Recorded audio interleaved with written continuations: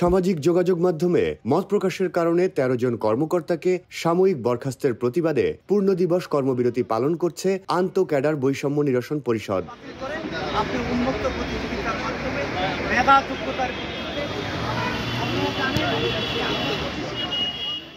আজ সকাল 10টা 30 মিনিট থেকে 11টা 30 মিনিট পর্যন্ত 1 ঘন্টা ধরে ব্যাচ ধারণ করে এই কর্মসূচি শুরু করে সংগঠনটি। বহিষ্কার আদেশ বাতিল করতে হবে, বিভাগীয় মামলা প্রত্যাহার করতে হবে, যার ক্যাডার তার মন্ত্রণালয়ের দায়িত্ব দিতে হবে। সংগঠনের সমন্বয়ক মোহাম্মদ ওমর ফারুক দেওয়ানের সই করা এক সংবাদ বিজ্ঞপ্তিতে জানানো হয়, সম্প্রতি ফেসবুকে লেখালেখির মতো তুচ্ছ কারণে ১৩ জন কর্মকর্তাকে সাময়িক বরখাস্ত করা হয়েছে।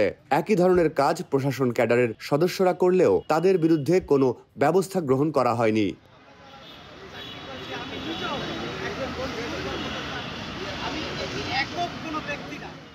বৈষম্যপূর্ণ রাষ্ট্রীয় ব্যবস্থাকে কাজে লাগিয়ে প্রশাসন ক্যাডার ২৫ ক্যাডারের কার্যক্রমকে বাধাগ্রস্ত করতে এমন ব্যবস্থা গ্রহণ করেছেন বলেও অভিযোগ করেছে আন্ত ক্যাডার বৈষম্য নিরসন পরিষদ।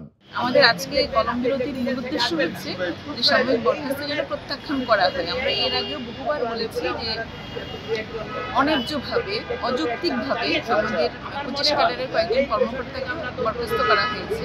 আমরা অনেক আগেই বহুবার আমরা জানিয়েছি, কিন্তু সেটা হয়নি, মানে বরখাস্তটা উইথড্র করেনি। তো আমরা আজকে পূর্ণ দিবস কর্মবিরতি পালন করছি।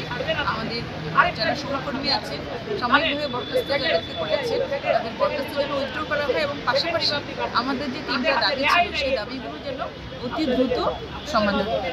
আমাদের দাবি হলো ক্যাডার যার মন্ত্রণালয় যার। ২ নম্বর, আমরা বলতে চাই সব ক্যাডারের সমতা চাই। আমরা চাই ডিএস পুলের প্রথা বা কোটা প্রথা এটা বাতিল চাই।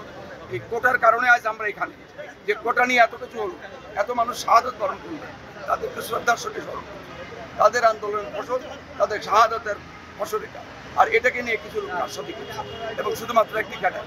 আমরা চাই এগুলোর নিরসন হোক, এদেশে ন্যায় বিচার প্রতিষ্ঠিত হোক।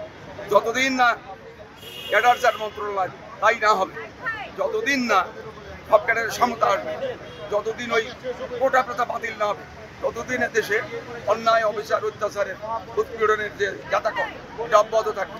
এর নিরসন হবে। আমরা এর নিরসন চাই।